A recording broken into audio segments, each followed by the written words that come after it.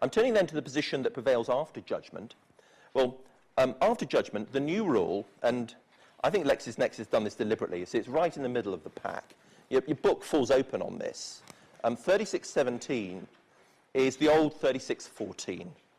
This is the rule that will be very familiar to you about more advantageous, at least as advantageous, and the usual cost consequences. A lot of it not different. The bits that we have done, if you'll forgive me for describing it as tidying up, Rupert Jackson didn't actually make a huge impact on Part 36. He got rid of that Carver case, but that was done a few years ago now, because it really was a problem. But the other thing he did, of course, was bring in this 75,000 additional amount. 10% of the first $500,000 of your damages or costs, 5% of the second $500,000. That £75,000. And it's on your bottom of the page, D, of course, that I'm talking about, and that table. There were a couple of problems with it. I don't know if anybody's ever tried to argue this, but on the original wording, if the award was more than £1 million, it was possible to argue. I doubt many judges would have thanked you for taking the point, but it was possible to argue that there was no additional amount. We hope that our new wording clarifies the position and that that is not the case any longer. The second thing, and I'll be careful here because maybe the author of the letter is in the room, but having chaired this subcommittee, I did get a bit of a postbag going. Not a huge one, but you know, a few people do write in about these things, and we had quite a few representations, more as I think in any civil procedure reform area, from the person injury world than any other. And the claimant and defendant lobby groups are very organised, and they make sure they look at these things and make representations.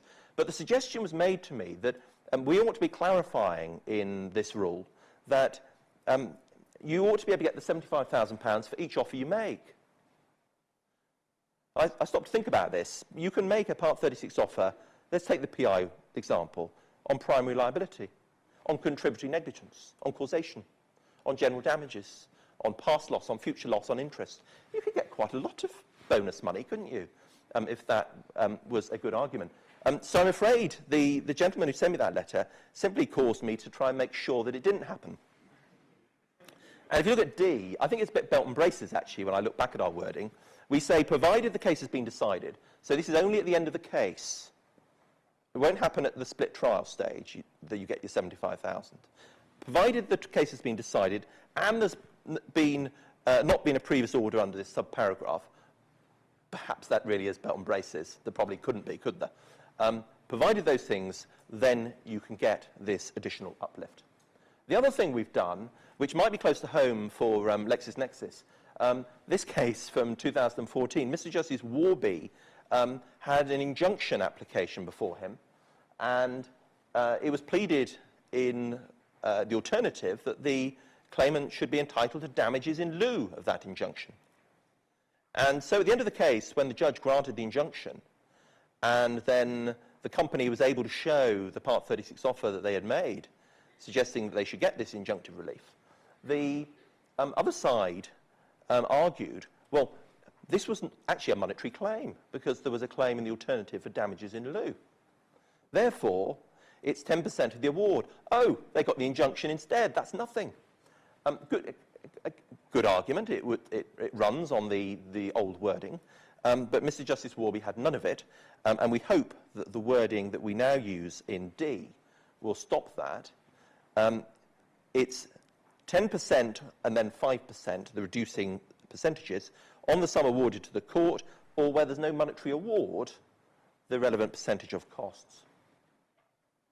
In terms of the issue-based problem after trial, there is no equivalent of that new rule that says, well, you better ask the judge. In a way, you don't really need the equivalent because you're in front of a judge anyway. You've just had your trial and you're after your costs order. But if you have made an issue-based costs order, how are you going to prevent the judge from giving indemnity costs? Let's say it was a claimant's offer. How are you going to stop the judge giving indemnity costs on all of the costs of the case? Well, if you need to, I think you can pray an aid, although there's no specific provision for this. The list at paragraph 5, it's over the page, on page 14, of the various circumstances in which it's unjust to make the full order. And I think you could rely, for example, on A, the terms of the offer and the circumstances of the case. So if somebody argues, for example, look, we've made a Part 36 offer as to the appropriate interest rate in the case, and we got that bit right, Judge. Could I have indemnity costs for the whole thing? You ought to get short shrift. And that would be a route, it seems to me, for the judge to give you short shrift. But I want to turn to perhaps a more substantial problem, what I regard as the scourge of 95% offers. And I'll just paint the scene, if I may. This is how the problem comes about.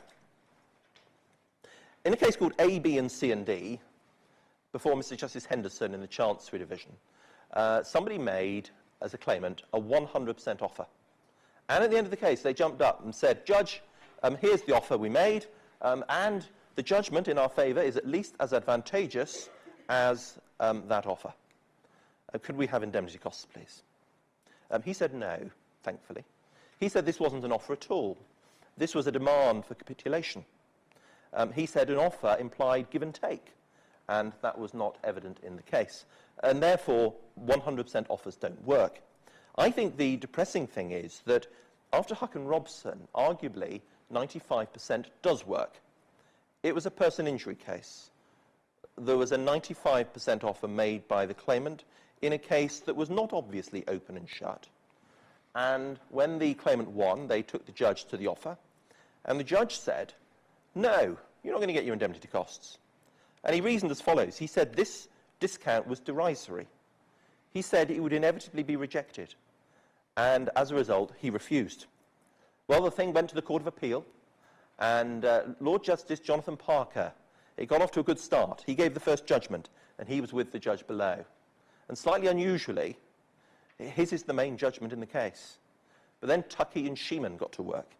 Tuckey went next, and he said that he agreed with paragraphs 1 to 62 of Lord Justice Jonathan Parker's judgment, and between him and Sheeman, they overturned the judge below.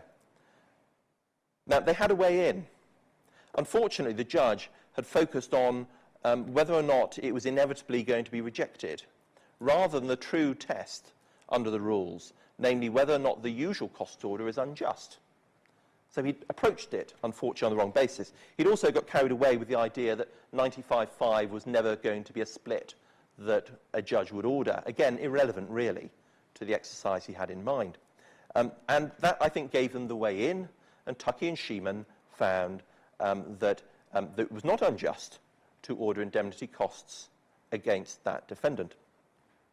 Slightly depressingly, because Lord Justice Tuckey went on to say that if it was merely a tactical offer, then maybe you would take a different view.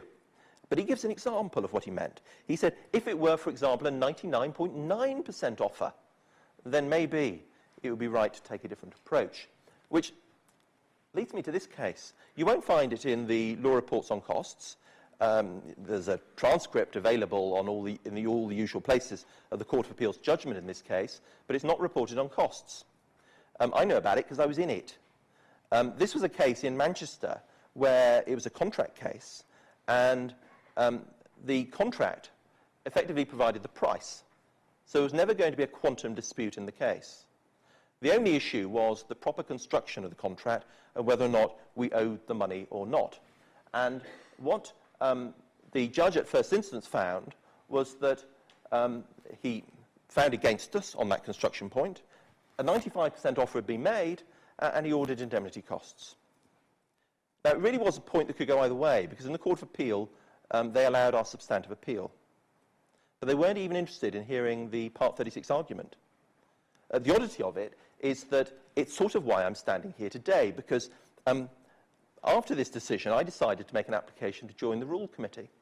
And at interview, I was asked, Mr. Pepperell, if you had the opportunity to change any of the rules, which one would you change?